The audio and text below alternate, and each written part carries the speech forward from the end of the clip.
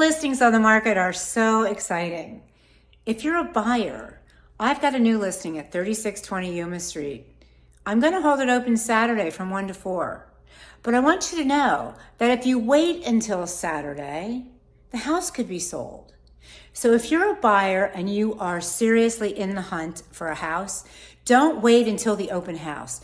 Call your agent, call the listing agent, get in the door before the house is open, because there's a chance my new listing that's coming on the market Friday morning already has 2 home inspections scheduled.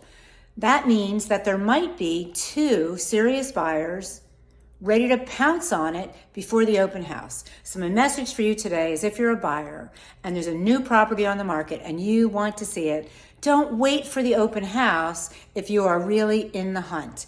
Make your appointment and go see the property. You don't have somebody to show it to, you can't figure it out, you can give me a call, Marjorie Dick Stewart, 240-731-8079. See you next week, Tuesday at 2 for Real Estate Today Live, and don't forget to tell your friends.